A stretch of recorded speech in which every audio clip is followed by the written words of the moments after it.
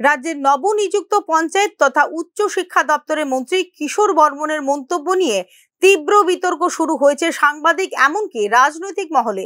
রবিবার আগরতলার এডি নগরে অবস্থিত রাজ্য পঞ্চায়েত রিসার্চ সেন্টারে আয়োজিত 2 দিনের পঞ্চায়েত রাজ সক্ষমতা বৃদ্ধি কর্মসূচির উদ্বোধনী অনুষ্ঠানে ভাষণ দেওয়ার সময় জনপ্রতিনিধিদের পেছনে সব সময় একজন করে শত্রু থাকে, আর সেই শত্রু হতে পারে বিরোধী দল, শাসক দলের ভেতরকার অংশ, এমনকি সংবাদ মাধ্যমও বলে বিতর্কিত মন্তব্য করলেন কিশোর বর্মন।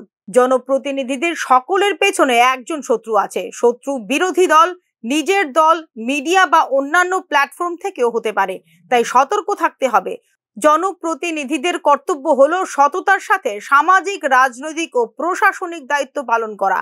শত্রুর উপস্থিতি থাকবেই, কিন্তু দায়িত্ব থেকে সরে আসা যাবে না বলে মন্তব্য করেন মন্ত্রী কিশোর বর্মন। চেয়ারম্যান হয়েছি, আমরা সভাধিপতি হয়েছি, আমাদের প্রত্যেকের পেছনে কিন্তু শত্রু আছে, সেটা আমাদেরকে মাথায় রাখতে পারে। সে বিরোধী দলেরও হতে পারে, সে আমার দলেরও হতে পারে, কিংবা সে অন্যান্য সংবাদ মাধ্যম থেকে শুরু করে যেই কোনো মাধ্যম হতে পারে। সুতরাং আমাদেরকে সব সময় আমাদেরকে সতর্ক থাকতে হবে।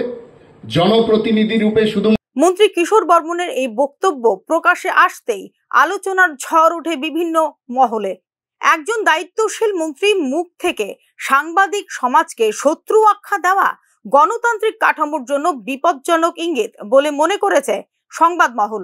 সংবাদপত্র ও সংবাদ মাধ্যম হলো গণতান্ত্রিক ব্যবস্থার চতুর্থ স্তম্ভ, যার ভূমিকা সরকারের জবাবদিহি নিশ্চিত করা। সেই গণমাধ্যমকে শত্রু বলা মানে তাদের কাজকেই প্রশ্নবিদ্ধ করার চেষ্টা বলে জানিয়েছেন রাজ্যের বিশিষ্ট সাংবাদিকরা।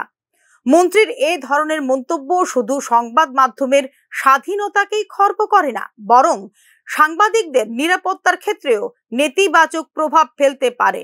সরকারের ভুল ত্রুটি তুলে ধরাকে যদি শত্রুতা হিসেবে চিহ্নিত করা হয়, তবে গণতান্ত্রিক মূল্যবোধ মারাত্মকভাবে ক্ষতিগ্রস্ত হবে বলে মনে করে সংবাদ জগৎ। যখন সরকার জনস্বার্থে ব্যর্থ হয়, তখন তারা প্রথমেই গণমাধ্যমকে দোষারোপ করে, কারণ সাংবাদিকরাই সত্য তুলে ধরেন বলে প্রতিক্রিয়া দিয়েছে কংগ্রেস।